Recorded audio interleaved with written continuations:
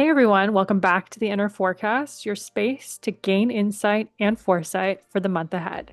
So you know where to focus your time and energy. I'm Jen Rose, your host, a certified astrologer, Reiki practitioner, holistic nutritionist, and quantum healing hypnosis guide. Each month has its own energy, and my goal is to support your intuition and life planning through astrology, while also bringing in a special guest to share their magic and wisdom to help you navigate the month ahead. Hello, welcome back to the Inner Forecast. My name is Jen, as you know. I'm the intuitive astrologer, and today this episode feels really special to me. We're in Aquarius season, and I couldn't imagine having this conversation with anyone else but my dear, dear friend, Michelle Sosa. I've known her for a couple of decades here. She has an Aquarius moon, so I've had a front seat to what her energy, I feel like, looks like when it's lived, and not just talked about. And Michelle has been one of those people for me, someone who understands on a very real, grounded level what we're kind of collectively walking into. You know, she has a really interesting take on that. And I'm really excited for you guys to hear that. And I also like to call her like my little experimentist, because she brings like this knowledge to subjects that sometimes I'm like, whoa, Michelle, can you break that down for me a little bit more? Um, and she just has this really great way of looking at things. She's trained in quantum healing hypnosis through Dolores Cannon, and as well as she has an interest in learning and taking things apart. I've personally had the privilege of, witnessing her mediumship and her intuitive gifts over many years, although I know she may not describe herself as that. But in today's episode, we're going to walk through the major themes and dates ahead, especially as we bridge and what we began in 2025 into 2026 and what that's asking for us moving forward. This year isn't about necessarily emotional processing as much as it was in 2025. It's more about movement, ideas, and creativity, and actually living out what we've learned. So you can think of this conversation as both a map and a companion, a way to orient yourself without pressure, urgency, just clarity, just clarifying. So, Michelle, I'm grateful to have you here. Welcome. Thank you. I'm so excited to be here with you. It's so familiar to talk to you. And that part is just like beaming. And also this joy to be going on this journey with you. I've always said that, but you're just an incredible person to watch your life unfold. And so for you to be reaching out to people in this way is so special to me to see because I know my little inner circle with you is so meaningful. But to have you open that up to bringing in other people, it just lights me up. You just light me up. So I am so excited to be here. Well, that's the idea behind it, and I love that because often more than not, I'll have beautiful conversations with Michelle, and I was like, "Damn, I wish we had this recorded. This could have been maybe helpful for somebody who's listening." So I was like, this just felt like a natural progression of having her on here because our conversations tend to be an hour long. I know. It's so true. They do. Yeah. It just flows, you know. It's Yeah. just the good parts of life. And not that they're all happy parts, but the good parts, you know. So yeah, we Yeah. could keep talking about those for a long time, For as we do. sure. Yeah. So I've already kind of introduced your moon sign, but for those we usually have guests come in and share their sun, which is their sense of self, your identity, your rising, the way which you meet the world, the front door you go out of, and then your moon sign, how you emotionally process. So could you share with the listeners like what your sun, moon, and rising are and what that like means to you essentially? Yeah, test me on my astrology. Okay. You So already know this about yourself, and I'm yeah, happy to shed some light on anything that you're like, yeah. you know. Okay. I go for you for like the exact terminology, but I think I could do my sun and my moon and my rising. Yeah. But so my sun is Cancer and my moon is Aquarius, right? And my rising is Gemini. And Cancer for me definitely feels like home. And I didn't, it comes with being a Cancer, I think for me, it comes with a lot of back and forth between inner and outer, and going in and coming out, and going in and coming out. And it's that can be a little confusing or draining before you have the context of astrology and really realizing the beauty and the power in that. It can just feel like a little jarring. And it also is stabilizing and going inward. So, me as a Cancer, I always go inward when I feel overwhelmed, or when I feel like I need to reflect on something. Going into into my shell, um, is where I can find those answers. And so now, coming into the power of Cancer, it's like my power house, my power home, is going in. And oftentimes that can look like pulling away from someone else. But I know myself well enough to know that I need to do that, to be able to go out. I don't know if being an introvert is part of Cancer. Maybe you could tell me if there's aspects of that. But that feels like part of that. My introverted nature is feels like it's part of coming home, needing to be home really often. But also this like excitability is the extrovert side of me, and maybe that's coming from Cancer, maybe that's coming from Gemini energy. Yeah. But those feel like the elements of my Cancer sun. And my Aquarius moon, she and I feel like are just getting to know each other, even though we've been in each other's lives forever.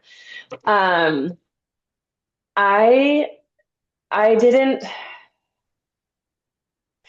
So for Aquarius, for me, I feel like thought driven and looking at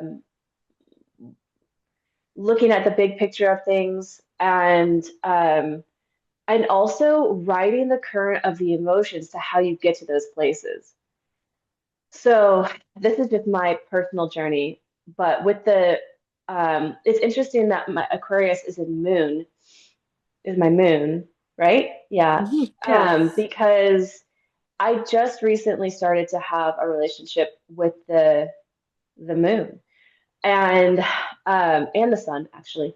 But for the moon, like I really disliked her. I really just felt like she was a burden, and I couldn't um I couldn't see the benefits of having these currents of emotions that would bring me to these places mentally, but I just wanted to get there mentally. And so having the combination of, for me, moon represents the emotional current, and Aquarius represents the mental. And having those combined, I'm like walking into that now, embracing both. And that's very new for me, um, because I looked at them very separately. And I think it's the combination of the two that's like finally letting me like lift and um, feel more aligned.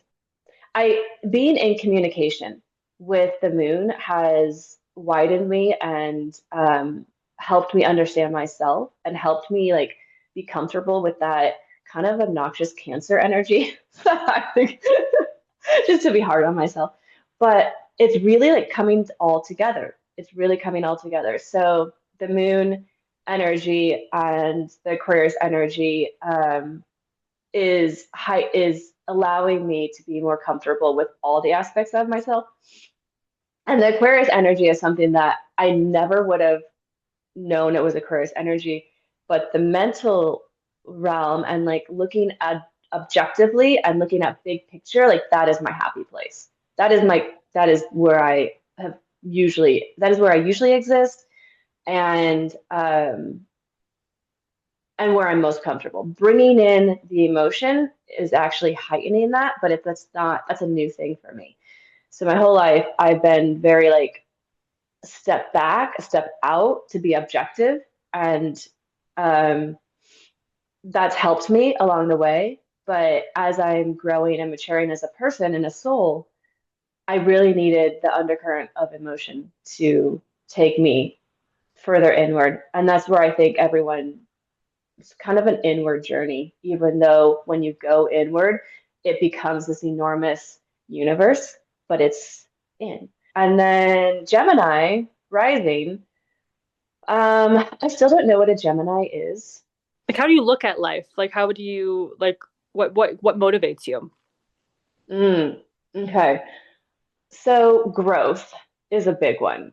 And in the past, growth has taken on the persona of fixing myself. What's wrong? You know, who can tell me what's wrong? I'm open. Tell me. And then how can I fix it? And it became this job that I slaved over. And I became a bit obsessed about fixing myself. Where it's going in a healthier direction, in an aligned direction, in an accepting direction, um, is that same openness to grow, but it's an expansive growing. It's not like a jackhammer needing to fix something and redo something. Because the switch for me is that I used to think um, I'm doing it wrong and I'll never get it right, and so I just keep trying to fix that thing. And where I'm going with this, what like motivates me now is what else can I explore? What else can I experience? Like it's opening up. But Almost like the ma curious.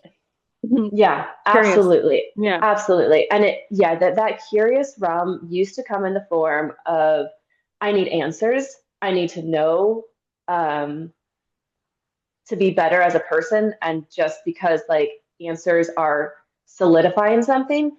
And I am still walking into the the dance of being curious without demanding answers, and just for curiosity's sake. And it's so much lighter and happier in that space.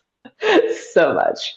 So yeah. So beautiful. You know, it's interesting. So like, this is exactly it. Like this is it's more about like your lived experience through just these questions. Because when we remove the astrology jargon, it's like what motivates you, right? To get up and go, and that's your rising sign. Like what that's the front door you go out of, and like how do you feel? Like how do you show up? Like that's your sun. Like what do you kind of put out there more often? Like if you think about the sun out in the day, right? Like it's the one that gives us the vitality. It's comfortable being out in the daylight. The moon, which you kind of mentioned actually really profoundly, is more intimate part of us. It's the part of us that's subconscious, and it's a part of us that's needs to be fed as well. And it tells us actually, it indicates what we like and what we don't like in a lot of ways. And so it's our emotional feelings. So across the board, everyone has a different sort of signature. But what I love what you said, which is so interesting, is because you are a sun, Cancer. Um, the sun is ruled by the moon. So a big journey for you is that sun and moon journey in a lot of ways. Mm. Because it's like your sun also has to defer back to that moon part of you. And it just so happened that your moon is in the house of big picture. It's not just Aquarius, but it's in the big picture. Like what can I learn through my travels, my experiences? And how can I like bring that and like kind of teach myself or teach others in some ways, potentially. And that Aquarius sort of indication or signature that I alluded to this earlier introduction. I do feel that you're somebody who is someone who cares a lot about people collectively and thinks about it just like collective, not just self but collective as well, and has that ability to just sort of like you said, objective, right? Like the Aquarius can be sort of objective in these situations. One thing I will say from personal experience, because Michelle and I did the quantum healing hypnosis together, um, Michelle does have a really great nature in terms of being able to nurture and feel compassion and caring in a space, but yet not somebody who absorbs. things from people. Like she has a great ability to be there, but without taking anything on. And I feel grateful too, because for anyone else who's listening, when you have like you meet people that have the same rising sign as you go through similar cycles because the planets that are in the sky currently are going to be in the same areas of life for Michelle and I because we're both rising Geminis. Even though we have different planets in that area, we still will have similar things. So it's kind of that shorthand, right? In the sense that if I'm going through something, I'll call her or vice versa, because it's like, oh, we would have a mutual understanding because the changes or the things that are being mirrored in her life, because that's what astrology really is just mirroring cycles and growth, like you said, um, and helps us kind of maybe hone in on that. And it's like, oh, it's almost like we're talking about the same thing, but experiencing it differently. Rising Gemini, I love that growth, that way that you described it. Um, Curiosity tends to be the front door, but also like the perspective. Gemini's like, I can see this, I can see that. Like I can see the two different sides of the equation, so to speak, um, and and wanting to learn. And your rising sign is also your rulership of your charts, so it kind of tells you like the tone in some way, like what that is. And so communication, like learning, communicating, words, processing the mind is a big part of this journey for people that have either a rising Virgo or a rising Gemini, because their chart is ruled by Mercury, which is communication. So it's just Mm. interesting to sort of note that. But yeah, isn't that kind of cool? Oh, it is. And communication has always been really important to me. And starting off with childhood of not being able to feel heard or seen and told that having the experience of communication not going well, really, I think fostered, like we can look at childhood, I don't want to say traumas, but I'll just use the word traumas, childhood traumas to plant the seed of who we are becoming and want to become. Because absolutely from very early, communication became really important to me. And I had a father who was really tough with communication. He took a lot of his own baggage and brought it into the conversation and needed to feel secure out of making himself feel bigger than the child. And so I walked through life being very aware of how other people are feeling in a conversation with me and then how I'm feeling. And so I think that's a really interesting part that our childhood is so designed um, to set the platform and the stage and the pathway for us to grow. It's not meant to um, be just for no good. It has a very designed purpose, and we're such a clean slate. We don't have our big heavy egos like pulling us in directions as a child. So it's just really like we're able just to have our team, our guides, our intended purpose be planted in childhood. And I can absolutely see that when it comes to my relationship with communication being so difficult in young age and how that like absolutely grew this beautiful tree of communication that is so important to me now. So yeah, I find that really interesting how astrology can pinpoint that because I never really would have had a label or a name for it without astrology. Which is And I do have beautiful a because question. Gemini is ruled by adolescence years too. It's like Oh it my has to do gosh, with the yeah. adolescent years. And our Hmm. sun sign that we also are born in is our masculine energy. And it's also tied to how we are with our fathers and our relationship with them. Oh, interesting. Oh, Yeah. it's like it's all right there. Oh my Yeah. gosh, it's such a map, huh? It's It's such that, a map. yeah.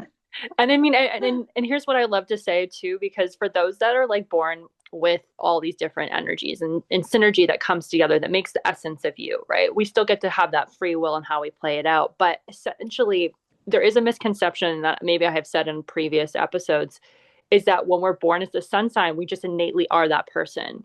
or rising sign, we're just innately that person. No, no, no.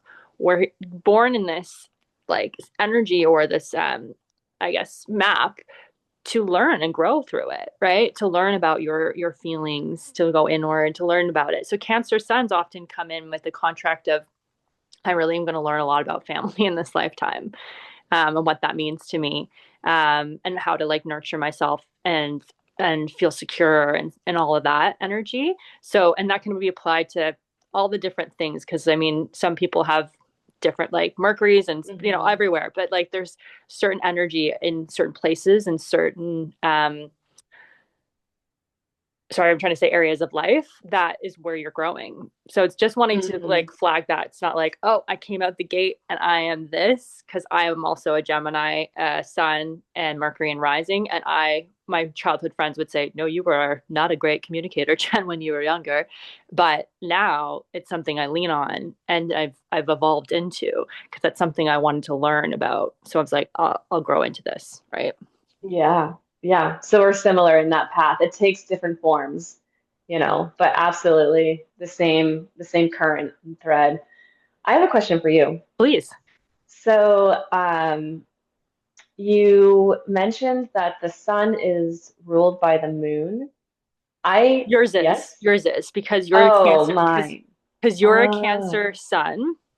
So Cancer is ruled by the moon, right? okay. That's its comfort zone. So every planet is ruled by, an energy, or a sign is ruled by a planet, I should say. So, like I just said, we're both rising Geminis, so we're ruled by Mercury, and that's where we're ruled Hmm. by the communication. We want to learn. We want to, all of that. Dive into that. That's what like kind of leads our us out the door. But because you're a Sun Cancer, um, its rulership is the moon. So that would mean that who you are plays a big role in that, whatever the moon's doing. So this, it's very beautiful. You're kind of doing the sun and moon dance, um, in this lifetime. There's a moon Ye- behind me. Yeah. Oh, that's perfect.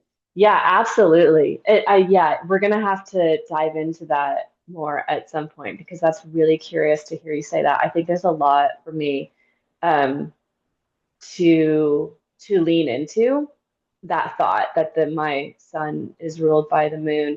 And my first reaction is like, how does he feel about that? The sun That's a is good such a question to ask big, yourself. Yeah. yeah, yeah. It's such a big energy, so different than the moon. I mean, the moon changes Um, every 2.5 days. It's one of the fastest planets of moving, she would, right? right? Yeah, Yeah. So how you yeah. feel, like it could ebb and flow. Like that's the beautiful thing about Cancer too, is teaching us like this full spectrum of emotions in some way, or just like letting the tides kind of do what it needs to do. But, again, like there's other things like how your sun connects to other, parts of your Hmm. chart that can play a factor into this. This is just more sort of a general overview, but anyone who's listening, like, and you're looking into your own big three, your sun, your moon, and rising, you could just type in, what is the rulership of this planet, or of like Cancer, or what is the rulership of, let's say you're a Virgo. Sorry, I already used Virgo. They're like Leo, and I'm like, guys, give me something else. Sagittarius. Okay, what is the rulership of Sagittarius? That's Jupiter. So just knowing those types of, planets, like what does that mean? Like this is the language we're kind of speaking about, but it's also kind of cool, not to get too ahead of here. Like when there's transits, which just means planets are moving around your chart, and you're ruled by that planet, you're going to feel it more, right? You're going to Mm. feel it way more. Yeah, there's so many moving parts, and like you just mentioning that the moon changes every two days, 2.5 days. I was like, oh my gosh, like no wonder. Also, like no wonder, and there's a lot of moving parts to keep track of. Like, do you find it overwhelming to like have all these like little gears that like all play together? They all work together, but I don't know how you keep track of all of that. And it's such like I keep changes and That's a great question. So I would say when I'm doing a reading for someone, or someone's coming to see me, they're coming to see me for a specific reason. Some aren't, but if you're not, mm, I'm not going to be like taking the whole chart in. I'm going to be taking in the parts that either you're coming to see me for that we can go Yeah. into because that's the most relevant. Or when I hold space, which is like leaning back and um, communicating with your guides, your team, while I'm like preparing your chart to get, the information that's going to be in your highest and best. That's I'm led into where areas to really focus on that are going to be relevant for Mm. you. Because again, it's kind of like, and even myself on this side of the scale, right? I'm still learning things about my chart as I go. And Yeah. they weren't as relevant like 10 years ago as they are now. I'll be Yeah. driving and all of a sudden, like, they'll drop in a part of my chart based on a situation I'm going through. And I'll be like, oh, okay, now I get it. So this is Yeah. it's like the vastness of it. You can study it for a lifetime. Um, like it can be overwhelming, but it's like one piece at a time. So I only brought those like components out because you intuitively and um just spoke about like what it meant for you. And so I brought up, oh yeah, like just so you know. So that's yeah. That makes sense. And that absolutely, you kind of have to take it one bite at a time. And I think that's why it makes you such a strong astrologer is because you do use your team to guide you where that important element is in their chart, in their life right now. Mhm. Because it can. It's like this enormous, I don't want to call it a machine because it feels unemotional and unintelligent, but it's like this enormous machine and it has all these different parts and all these different gears doing all these different things that we need.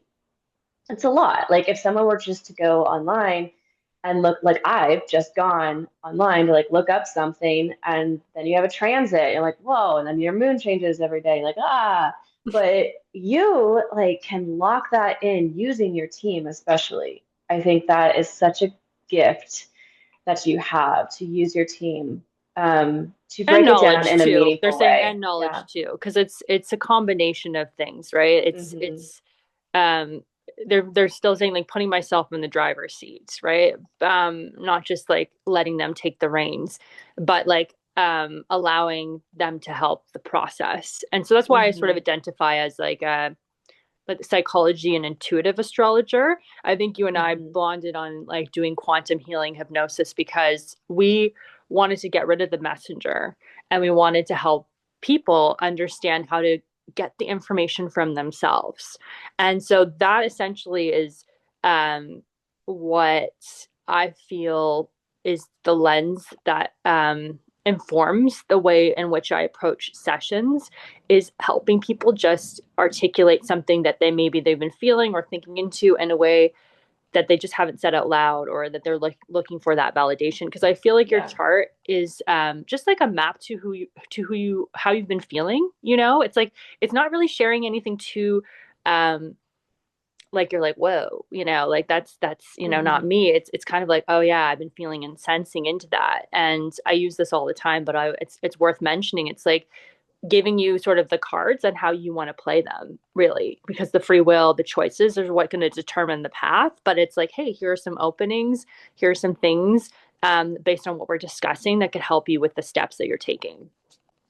I love that. Yeah, Yeah. super cool. It is super cool and super powerful because I was going to say a little bit, but we're very blinded.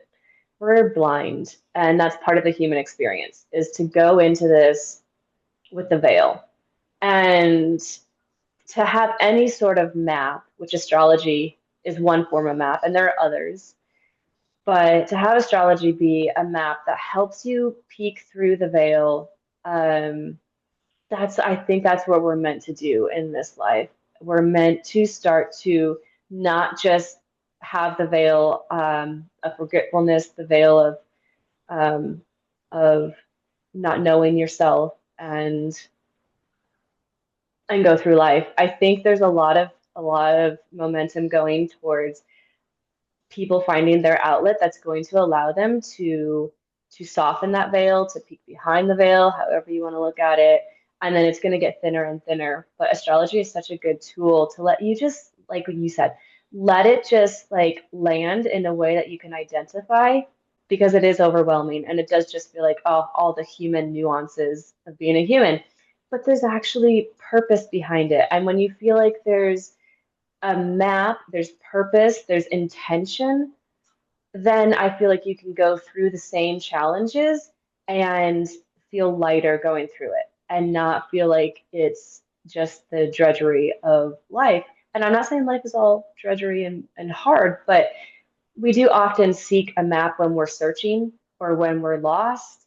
And in those times, having this map of astrology or whichever map you Mhm. want, just going to your own team, whatever, going to um, any sort of map, There's lots of just getting to modalities know out your, there. yeah, Yeah. just getting to know yourself. I feel like people are really finding so much benefit in that. And I think that's what we're meant to do. We're meant to kind of push through this very intended fog that we have when we come into this life. So thanks to all the astrologers out there. Thanks to you for Well, doing your part. Well, it's helpful to know, like, hey, it's gonna rain today. Bring an umbrella. Like that's kind of what Hmm. this feeling, like how I feel it helps us most is sort of prepare for the cycles and energies that we're in. Hmm. Um, like getting a language to what we are profoundly going through. I just did a workshop and I was helping women who don't necessarily are familiar with astrology at hand. And I just said, how many of you guys went through in 2025 health stuff came up? And they all like, a lot of them raised their hands. How many of you went through a lot of family things? How many of you went through some endings, some major endings in your life and new beginnings, like new territory? Like almost a lot of them are. And I was like, this is what astrology is mirroring in your life. I know these themes because of the planets, right? And look around. We're all experiencing them, maybe in different ways.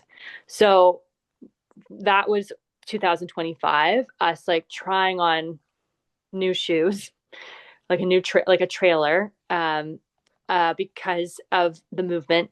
There was like five movements, five different planets that have been spending decades in areas of your life for 20 years to 2 years, and all the ones in between shifting into a different area. So when that happens, we're closing something out and we're starting something new.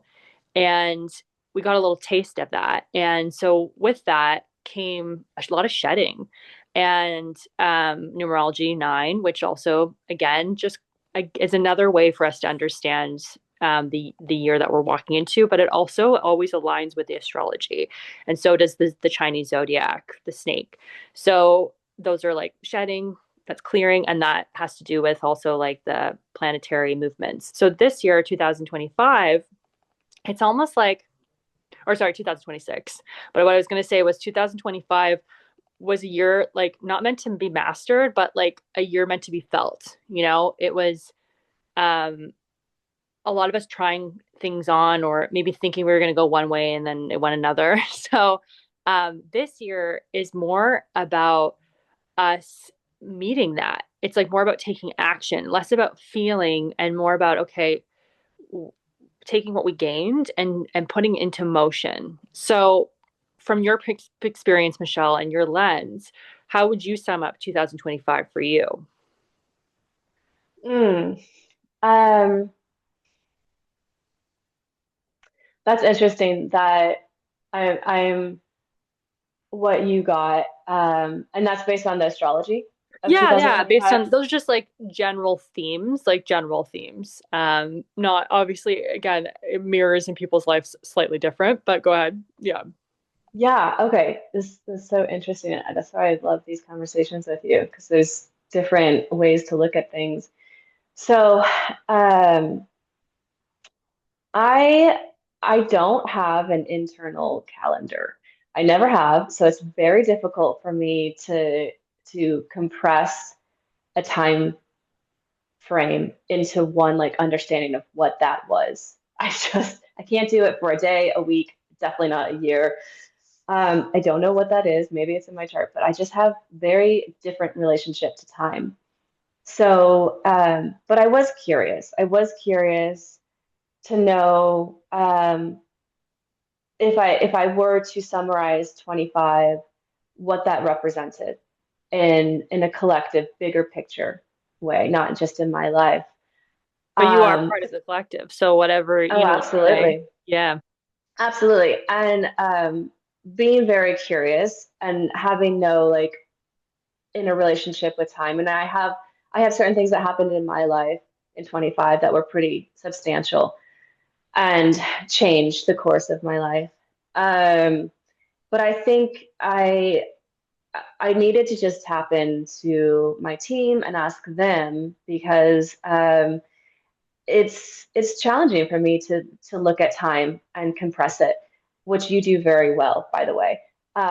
So when I turned to my team, they gave me this really great analogy, and that's why I was curious about your Love. take on 25. So the analogy is 20 2025 was about the collective pushing this boulder up a hill, and we have all this like momentum and enthusiasm and we're gonna get it done energy, and this boulder represents um, spirituality, getting to know yourself, the collective raising its consciousness. It represents the where we want to be going in a personal level and in a collective level. So it's really meaningful. But the analogy was also pushing it up a hill because it became a job for people, because it became a burden for people. It started to feel more like weight than going back up. And so it's driven through the heart, it's driven through people who care about themselves and about the people around him, which can really like give you this burst of energy and is so beautiful. And it started to take a toll on people on ways that they didn't expect it. And in subtle ways, because they're like, I'm doing this great thing. I'm working out, I'm helping my neighbor, I'm going inward, I'm doing shadow work, I'm all the things. And why am I feeling pushed back? Um, so that's what they gave me in 25. And it's showing that we care. It's showing our massive collective heart is like throbbing with wanting change. And and we're making great progress, but there's this backward momentum because of the way that we're going about it.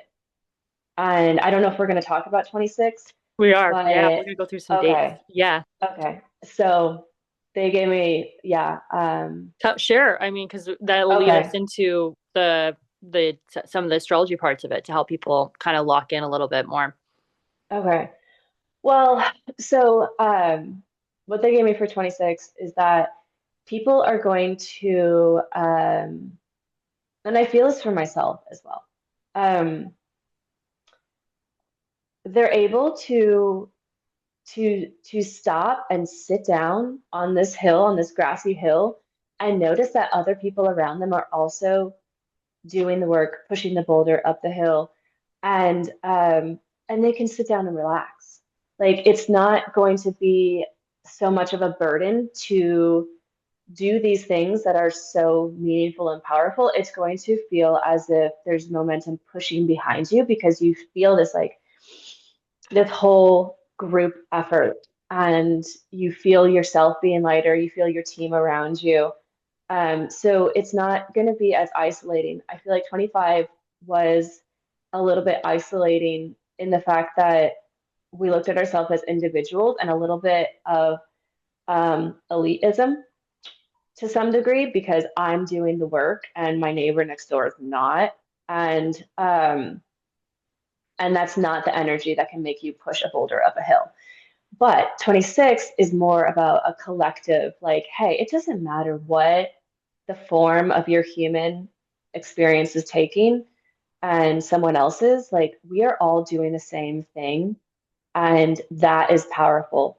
It's it's understanding people's differences and not holding yourself higher for this or that reason, not needing to hold yourself higher, but just recognizing different perspectives, different energies, different environments, as part of the collective that is this boulder.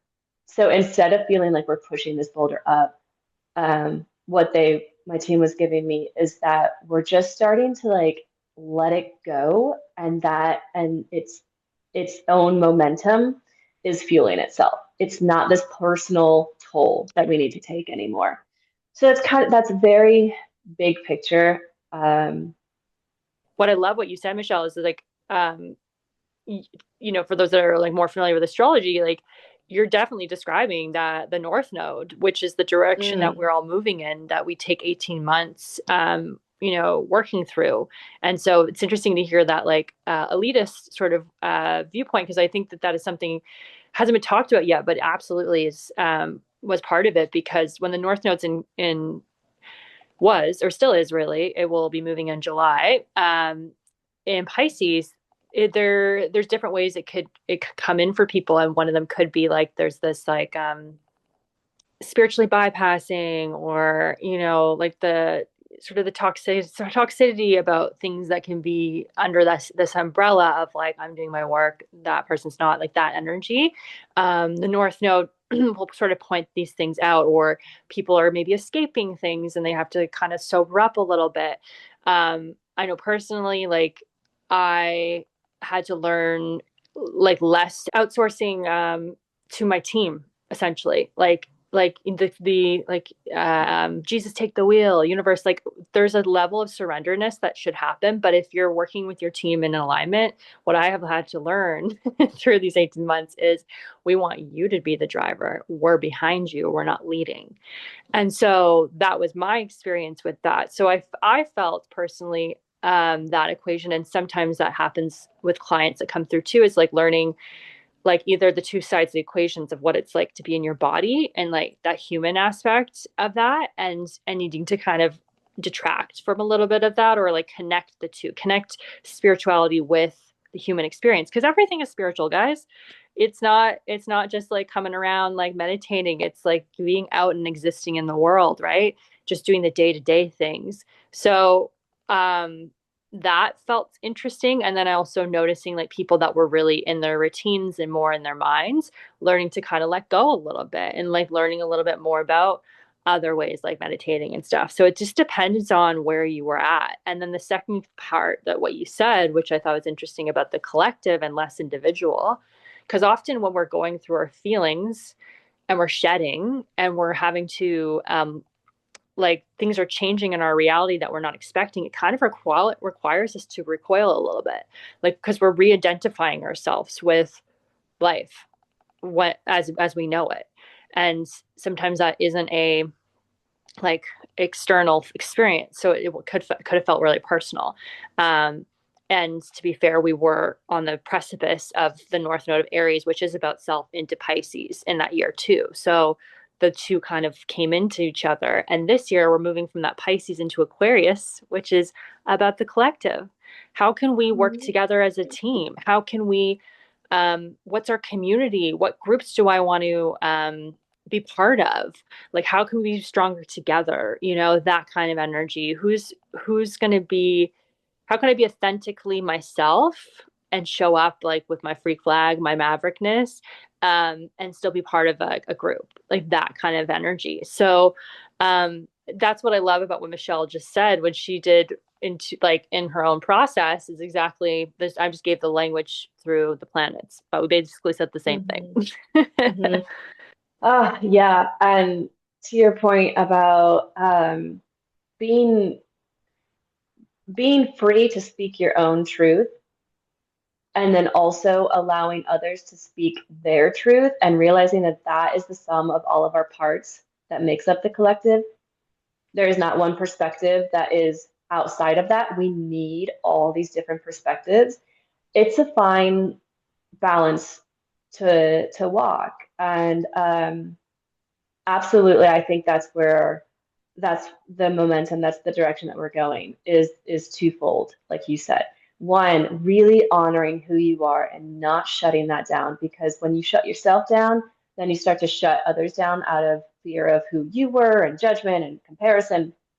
So first start to just like speak your, feel your, know your truth. and love it as part of what you're bringing. And then also honor the complete opposite perspective of what you have. You know, if you align with this and this and this, someone else is going to align with the complete opposite. And instead of seeing that as like, oh, like that person still needs to catch up or whatever, know that that exact perspective is what is exactly needed for us to be a collective whole. Yeah. And there's no wrong perspective. It's very easy to need to label and box things as the right perspective and the wrong perspective. And that's an individual take on it.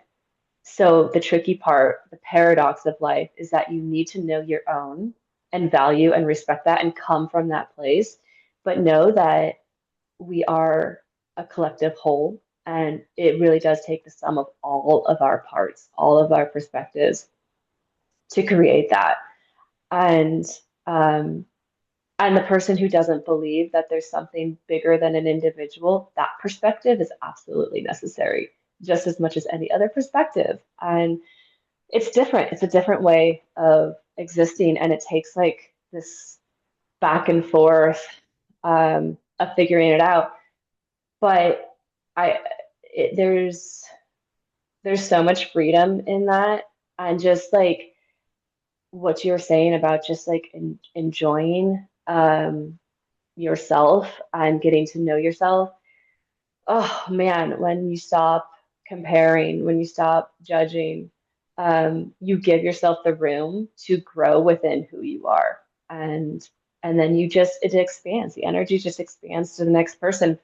And you can be curious about someone else. You don't have to be in confrontation with someone who has a different opinion or whatever. You could just be curious, like, oh wow, that is really interesting perspective. I have a wildly different one. Like, how crazy is this? You know, and just have fun with it. That's a personal note to me. This has been such a personal journey. Exactly what we're talking about has been has been my path. And I'm still walking one foot in the path of like comparison, judgment, self-criticism. Those are big. And I still feel that. I still feel that tug from programming, from childhood, from all the things, conditioning. I still feel that tug. But I also feel most of my energy accepting that as like a passenger. And she actually has a name now, which was really helpful. Her name is Carrie because she carries the weight. And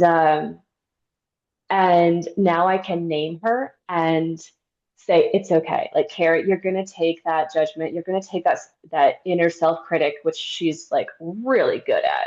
Really good inner self critic. She's great at that. And once I identified her and named her, I could care for her. And like, I know, honey, that like you have a very important role that you take very seriously. So you do that. And I'm gonna keep doing my role too, which is just accepting you. And I was able to kind of, instead of just feel like, ugh, like I'm being self-critical, I can call her Carrie and talk to her.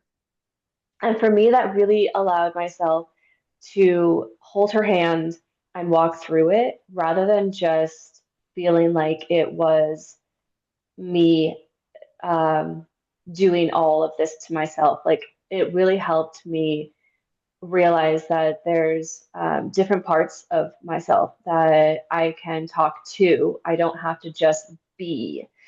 And everyone has a different approach, but that was one that once I named her and started talking to her, um, I had a totally different relationship with the inner critic, the judging part of me.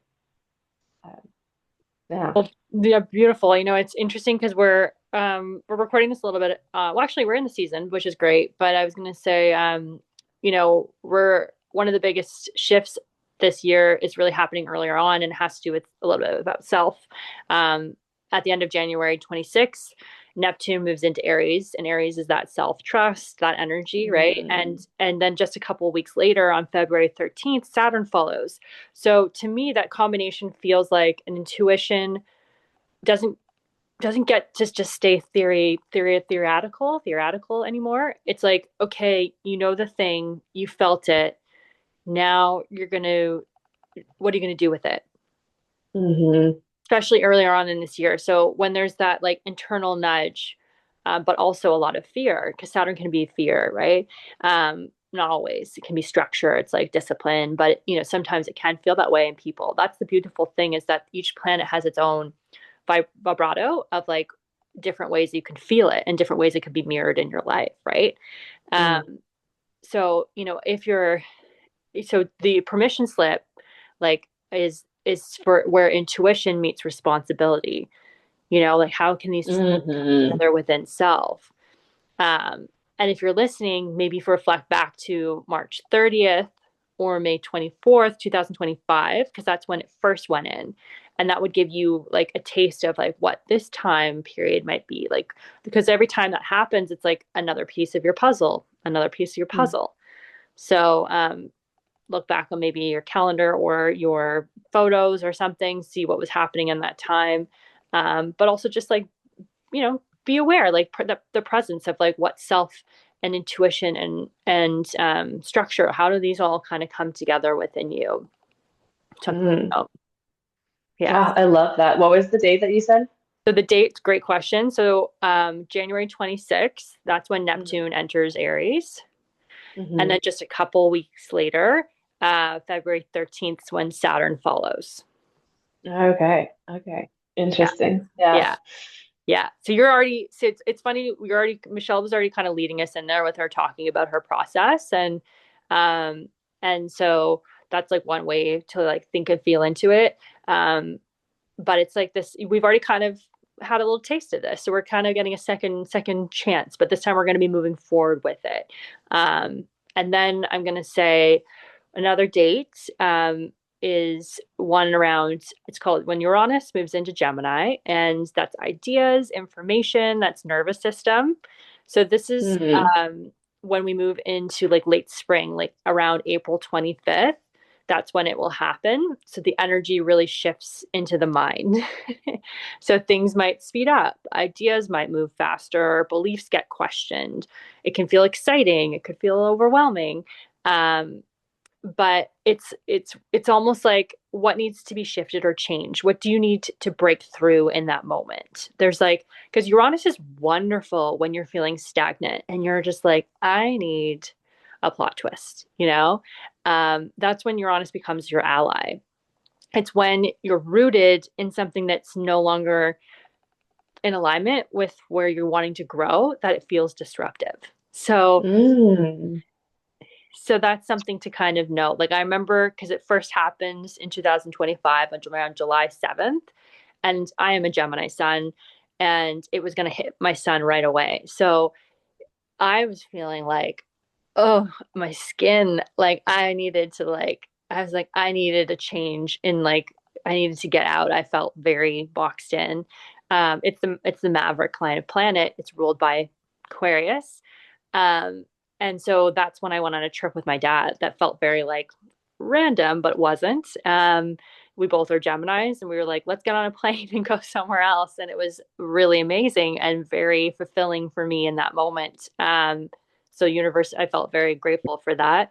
But yeah, just noting um, how important is like, do you think about your nervous system? You know, like things of that nature. Like, what is your body signaling to you? Um, yeah, yeah.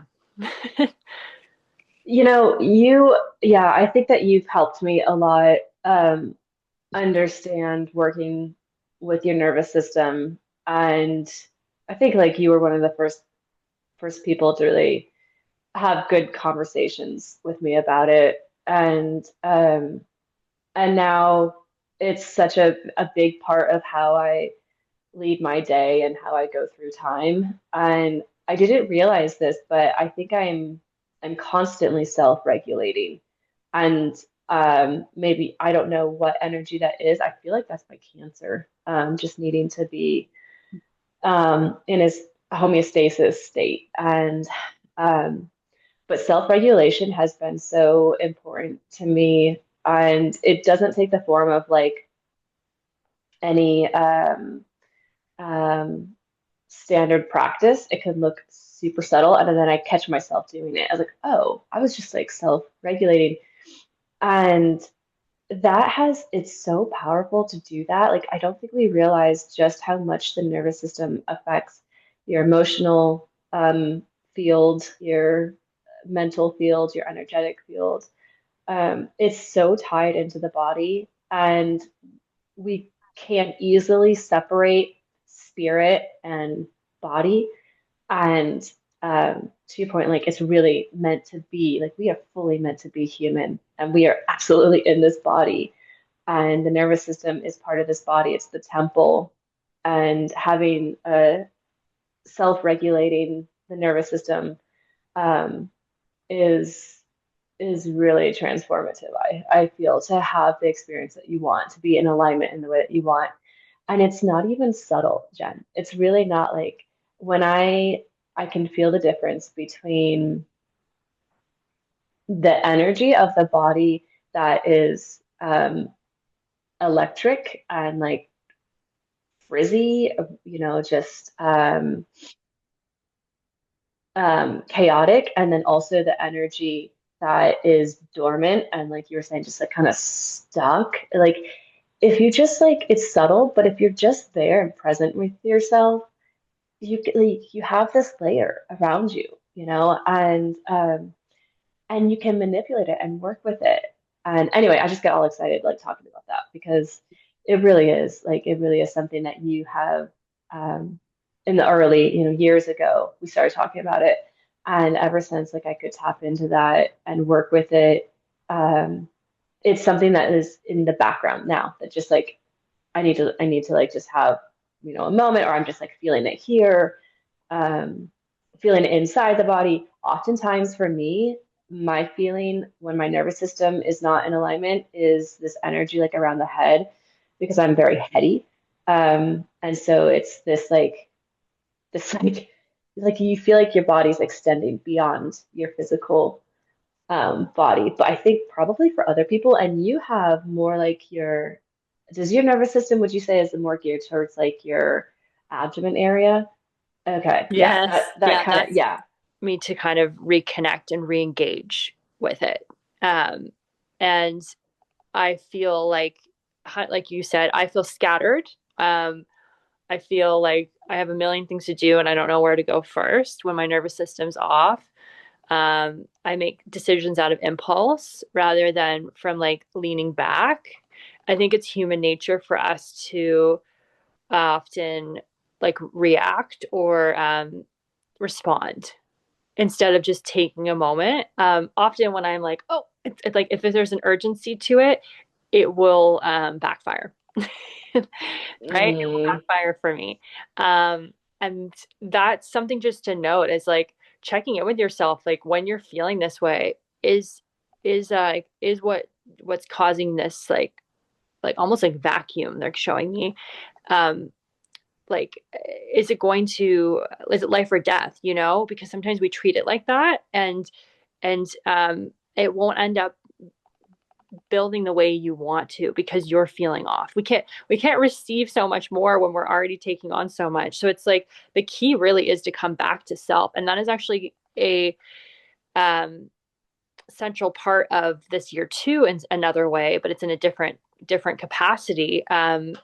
Just to kind of keep this going is like Jupiter's going to enter Leo um, on June 29th. And that is more about sort of like connecting more to our visibility and feeling seen and heard. And like, Jupiter is about expansion and learning and growth. And Leo is about like how our sense of self, our self expression, our creativity, right? Like how we want to mhm, play, what is our joy, right?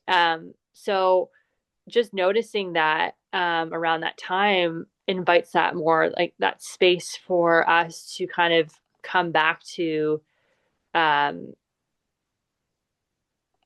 like because I find creativity is one of the best gateways for us to get out of the mind, and like get back into the present moment, and also it creates this like natural flow. Um, and I think that's going to be another theme this year for people is like learning how to express what you want to create and how you want it to show up. yeah, but absolutely incorporating. the body, the whole, all of our fields, Yeah. and seeing how what they need on an individual basis and then as a whole. Michelle, Jen, but yeah, Yes. oh man, and yeah, I'm bringing creativity into it. Yeah. Some That's play. Hey, hmm didn't know that was on the agenda, but it's here. hmm It's here, guys. I'm excited for that. Yeah. That allows me um, creativity and especially imagination is has not been an easy thing for me. I don't know why, but especially imagination, but yeah, just also creativity.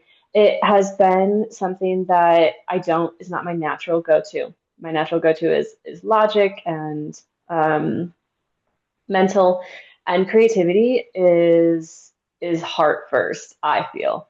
And you might have an idea that the brain wants to claim credit for creating, but the absolute power horse is the heart. And how much fun is that? Like I love getting excited about things. And when you feel that excitement, like you have all of this momentum, all this energy going towards it, and watch out, because we really can create these um, our wildest imagination. I'm finding that I just need to like stop putting self-limiting thoughts in the way of my creativity and imagination, and daydream. You and I were talking about daydreaming Yeah. the other day, but and you had a really like interesting, profound way to look at it that I wasn't looking at it. But daydreaming, like, let's bring that back. Let's like just have fun with possibilities and potential and excitement. And yeah, I, I think that's I think that's something that actually has its own energy that we can tap into. And who doesn't want to have fun, being a human is a dense reality, but there are so many ways to have fun with it when you're just curious, just in wonder, and just excited, and to follow those little threads. I think that's Yeah. quite a Yeah. gift that we have. Yep. So, I mean, just to kind of solidify and bring it all home here, that, this year is really another expansive year, but like in an energy of one, which is like, and I think about one is like not singular, but like us as one together collectively, and us as Mhm. one going through the motions and actually taking some steps towards the things that actually light us up. That's something Mhm. that came through. And to add to what you said, like the vision my team were showing me was a choir of us singing in choir, like in unison, right? Like we're so much powerful when we use our voices together. So it's kind of this heart energy of what's joy, what's creative, what allows you to be seen and heard, whatever that may be for you. It's also this higher mind energy, collective energy, which is the cat, or sorry, the Aquarius arena of your chart. And that's like community coming together. I almost see that choir singing. And then we have, this intuition and rebuilding of self that starts at the beginning of the year. So, and then in the middle, we have, Uranus entering Gemini. So, some changes with how we maybe communicate and connect and our perspective. So, these are just some of these like central themes that we can like maybe think and reflect on. If you guys are listening, I have a guide, like that breaks down like sort of the year into the seasons and helps you kind of reorientate yourself so that maybe where you want to like lean in or where you want to plan. But again, I always use like guides as like a check-in point rather than like a diligent thing that you must do. It's there to support you. I always think astrology, if it's helping you and empowering you, then use it with any tool. If something is not, then it's not for you, right? So keeping that in mind is important. So yeah, just if you're thinking and feeling into this, like, just really lean into your heart and the people you want to share that with at its most simplest. really. Um, and and just notice, where you're ready to shift, and what step can you take to move yourself in that direction. And if by chance you're unclear, maybe it would be great for you to have a reading, you know? Mm, I yeah, don't, and Michelle, I don't, not sure, are you still doing quantum healing hypnosis sessions with people as well? If people wanted to reach I'm out? do. So, I mean, of course, if anyone feels like I just really like want to do a session with this person, absolutely, I'm open to anything. And Yes. I love doing QHHT sessions. It is really, really so special for me to be able to experience other people's voices coming out through them is like, wow, they feel the wow, and I am witnessing the wow and feeling it myself. So there's so much potential there. And what I'm mostly excited about is taking the groundwork that Dolores Cannon did, amazing groundwork that she did for QHHT, and turning it into something that works for me as a practitioner. And so the direction that I started to go is shorter sessions. And I found that there's this level of safety that I can lay out for people that does not take a 2 hour interview. And the QHHT sessions, if you were to do it by the book, is a 2 hour interview and then a 2 hour hypnosis session. And I did a couple like experiments with close friends, and I just wanted to see what would happen if we just went more quickly into the hypnosis. And I got such profound, or they got such profound results that I think Dolores knew that there needed to be a level of trust. Um, and there needed to be a certain level of knowledge base before the practitioner dove into the hypnosis. I am fully in agreement with that. But I do think there are ways to go about it as the collective changes, as our collective consciousness changes and rises. I think we have more access to our higher realms than we did. Boy, when was that? 40 years ago, when she was doing it. So I think I'm still tapping into the same thread. I feel like Dolores would be right here with me, like supporting that. And I think it's more accessible to people when you don't need to commit to 4 hours, when you can. We are just going into it naturally, more quickly. The state of mind, this higher state of mind. People are just tapping into it more quickly. So that excites me a lot. The potential of just having micro doses of QHHT, and then that is something that they can take throughout their day. They don't need a practitioner after that, the way that it was with Dolores Cannon, but you needed a practitioner. You needed 4 hours. You need a very dedicated space and time. And I that was so necessary. But I love that I can help people just tap into it in a way that is accessible to them on their own. Like that's where we want to go. We want to not need someone else, not need something else. So I am excited about that. Yeah. Beautiful, beautiful. Well, I'll make sure to put out the notes so that anyone who feels called to or resonates with that and was interested in having a session with Michelle, they can reach her. And as well as if you're looking for a little bit more of a deep dive in your own chart to understand this year ahead, um, I'll leave a link there for you guys as well. But other than that, thank you so much, Michelle, for being here, being a guest on the Aquarius season, and it was such a great fun chat. I really enjoyed it. Always, always enjoy our chats. They're just the best and the brightest conversations. So thank Yeah. you so much, Jen.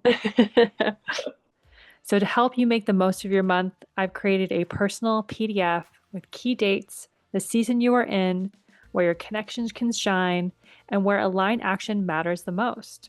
You can find that in the show notes.